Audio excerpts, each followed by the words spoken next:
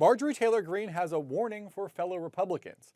The firebrand Congresswoman from Georgia says Republicans are drifting away from campaign promises on issues like foreign policy and the Epstein files. The Hill's Emily Brooks joins me to discuss. She is author of a newsletter called The Movement, which tracks influence and debate steering politics on the right. Hey, Emily, so Congresswoman Greene is careful not to criticize President Trump, but her beef seems to be with executive branch functions. She wants to cut off aid to Israel and Ukraine. That's Trump's purview in foreign policy. She's mad about the handling of the Epstein files. That's Trump's DOJ. Absolutely. And, she says that it's a whole bunch of people around Trump who she is frustrated with, but that she is supporting the president. But, I reached out because she had these comments to the Daily Mail saying that she was either drifting away from the Republican Party or it was drifting away from her. She wasn't sure which one. And, Trump is the head of the Republican Party. So it's really hard to, separate that when you have Trump, who is dictating almost everything that's happening now in the Republican Party, and yet she's saying that she's not sure she feels like that she belongs there. But I think the big question that I was interested in is Marjorie Taylor Greene a canary in the coal mine here for the MAGA right-wing base? If she's not happy, does that mean there's trouble for Republicans who are also not happy with the Republican Party? And she says, yes, absolutely. She thinks that she is an early indicator, were her words, of problems with the MAGA base, and that there needs to be some changes in order to address that. One of the issues that she's been critical on and where she's really broken with the party is on the war in Gaza. She has called Israel's actions there a genocide, one of few members of Congress on either side of the aisle to say that. But on the right, especially on the online right, there is a growing contingent of anti-Israel voices. How widespread is that sentiment in the MAGA base? And do you think that is the issue that's animating Greene's criticism of the Republican Party?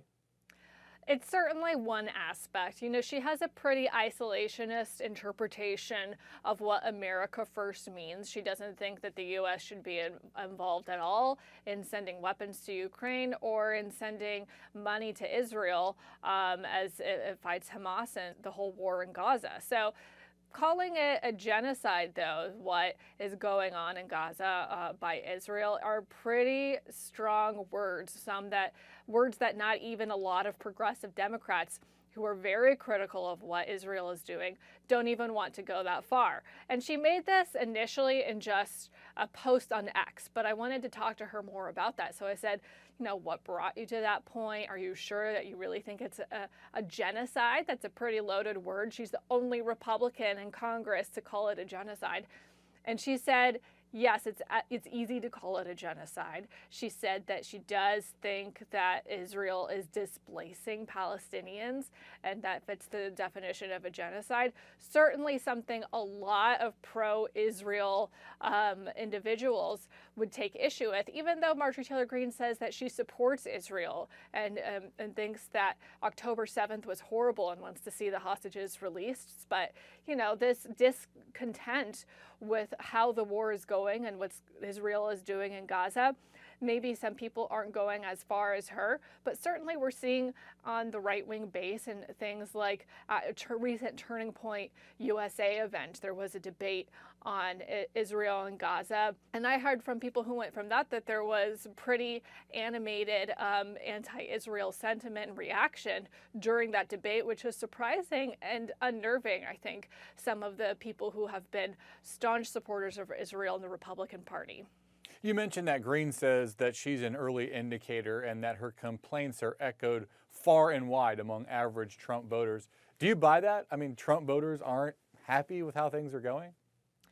It's not necessarily something that I'm seeing in the polling right now. There's a lot of support for Trump. He certainly has an intense grip on the Republican Party.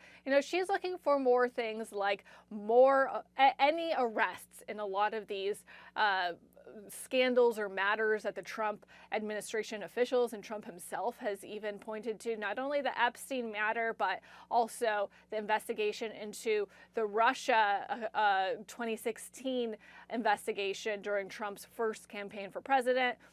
There has been a little bit of a response after we spoke. There is going to be a DOJ convening a special counsel to look into Obama administration officials and that. So I guess there's some movement there. But, you know, there are some people who are just sort of dismissing what Marjorie Taylor Greene's criticisms are as something that is just putting her further on an island rather than being an indicator of where things are with the base. I think it's going to be a while before we see whether that's reflected more. I wonder if you think there's something else at play here. Greene was reportedly considering running for governor and Senate in Georgia. She eventually opted not to, reportedly under pressure from Republicans, including the president himself, who thought she might be away on other Republican candidates. Do you think that could be a factor here? Well, I will say that she's, denied that pressure from Trump weighed on her decision. So, but, if you look at it, could it be a factor? Maybe. I'm not confident enough to say that that is a factor in what she's saying. But, she is somebody who raises a lot of money from individual donations. She has tons and tons of social media followers. She's really a brand of all her own and kind of has the ability and the infrastructure to go out and stand alone and say things without as much fear of retribution or how that might affect her campaigns or standing in fundraising or other areas as some other members might have. So that is something that separates her as well.